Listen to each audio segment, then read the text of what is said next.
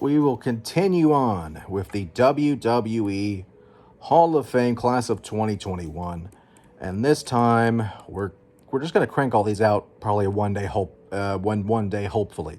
With the exception of one, which we'll go through on a different day because it's going to be shorter to do. But we think about this guy having a handful of gimmicks in the then WWF, in Smoky Mountain Wrestling, in Memphis in general. Having a lot of his career in Memphis at that time before becoming what he was. And I scared the hell out of me as a kid in 1997. I think it scared a lot of people, quite frankly, but it's got to be Kane. You can't say it any other way. You just can't. The brother of The Undertaker, probably being inducted by The Undertaker. But, you know, from being a wrestling dentist, which apparently has come back recently. I don't know. We hear it all the time, but I've never seen this person that they're talking about. Nonetheless, you go from that to a Christmas creature to, and I may be fucking up the order of this, to being Unabomb, to being Doomsday, which was basically Unabomb and Doomsday were basically the same gimmick almost. And a whole bunch of shit in Memphis that was just whatever. To then being Kane, the brother of The Undertaker, being brought by Paul Bearer, and somehow a mayor. So, you know, the year could get weirder. Who knows? But we'll go through this, and it's a lot of memories with this, a lot of memories, and we'll just go through it. For CBS Sports, the worst angle of the year, which I believe was the Saudi show, Undertaker, Triple H, and Shawn Michaels, which was Shawn's first match since, ironically, losing to The Undertaker at WrestleMania 26 at that time. Which, I honestly liked the match. The build was kind of odd, but I liked the match. I'm not going to knock it. It was a good match. Not what we were thinking it would be, but it was what it was. Pro Wrestling Illustrated, the feud of the year 2013 versus Daniel Bryan as a member of the Authority, which it depends on the timeline. It could have been Corporate Kane, it could have been Demon Kane, could have been whatever. Most hated wrestler of the year as a member of the Authority, which, again, Bryan retired during that time, which makes sense. Tag Team of the Year in 99 with X-Pac, which is kind of bringing Vietnam flashbacks there. Ranked number 4 in the top 500 single wrestlers of the year in 2011. Ranked 186 in 2000 year in the PWI Years Edition 2003. For Smoky Mountain Wrestling, the tag titles with Al Snow. For the USWA, the United States Wrestling Association, their heavyweight title. And for the WWF World Wrestling Entertainment. Hold on here. Not sure why that went that way, but anyway. The WWF Championship, once it was for a day, and it sucked that it was for a day, but it is what it is. You know, he had the bodysuit at that time. He couldn't bleed. Steve Austin, first blood in a Hell in a Cell. You know, you're in a bodysuit. You can't bleed. You know, it's a win. It's an automatic win. It is what it is. It was for a day, but you know what?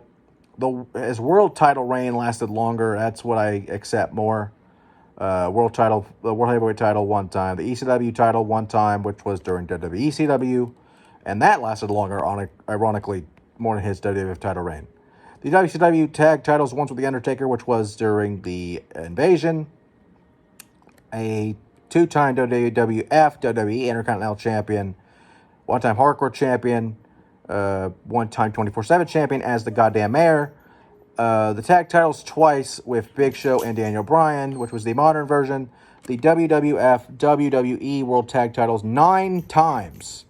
Twice with Mankind, twice with The Undertaker, once with the Hurricane, once with a fellow inductee, Rob Van Dam, which we'll get to later, and the Big Show. Just, again, you had to be there. And I believe there was a tag team rumble. He won in 98. I don't remember that exactly, but, you know, Peacock will put it up eventually, right? We can only hope. The 8th Triple Crown champion, the 3rd Grand Slam champion in history at that time, which was, I think, a different Grand Slam, which included the World Tag titles and a bunch of other things, and now it's kind of evolved into what we have with the modern belts. Obviously, the Hall of Fame. The Bragging Rights Trophy, which was bragging rights during the time, was a pay-per-view for brand supremacy. There was a 6 or 7 man tag, maybe 8, if we're counting Kane as well.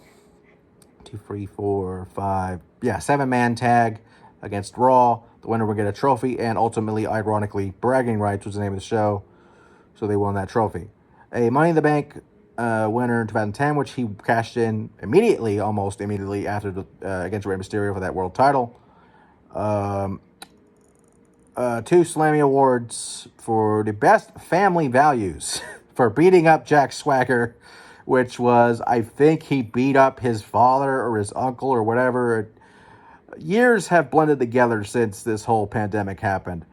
But I want to say it was his father or something, or Jack Swagger Sr. Why the fuck was it family values? Okay. Match of the year 2014, the Team Cena Team Authority at Survivor Series, which had Sting. Wrestle Crap, the Gooker Award, which was the Katie Vick, which we don't have to spend a lot of time on that. In fact, we'll just ignore it. And for the Wrestling Observer newsletter, and there were a few waiters after that, but most of them ironically Memphis. The most disgusting promotional tactics, and of course he was Fake Diesel. I forgot Fake Diesel. Of course I did. I mean, who wouldn't?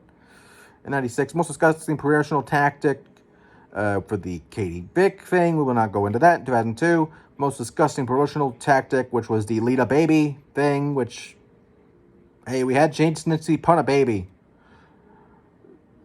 It was a different time. I'll just say it that way. Most overrated in 2010, 2014, and 2015. Worst feud of the year against Triple H, which was the Katie Vick thing. Worst feud of the year against Shane McMahon, which actually surprises me. I liked it, personally. The electrical nuts could have been different, but we got what we got. Worst feud of the year 2004, Matt Hardy and Lita, which was the baby punting. Worst feud of the year 2007 with Big Daddy V, which I don't remember that at all. Maybe the ECW title, possibly. Worst feud of the year 2008 against Rey Mysterio. Worst feud 2010 against Edge. Worst feud of the year 2012 against John Cena. Worst feud of the year 2013 with the Authority versus Big Show. Worst gimmick, Fake Diesel, obviously. Worst worked match of the year with The Undertaker and Chronic and Unforgiven, which I think was the tag titles in WCW. I don't remember. Worst worked match of the year 2018 with The Undertaker and fucking Crown Jewel. Yep, saw that happening.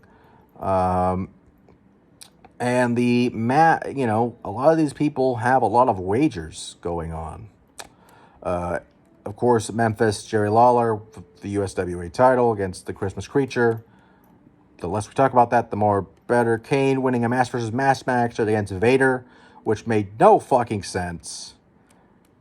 Vader's mask was not a mask at all, but we did learn he was a big fat piece of shit, and that's all that matters. And Triple H for the world title against Shane's mask, which we had. Slow Chemical, the best theme he's ever had in his life. Probably will never have it again. But yeah, Kane, what can we say about a guy that has evolved so much since then and is now a fucking mayor? Our world is weird. It is what it is.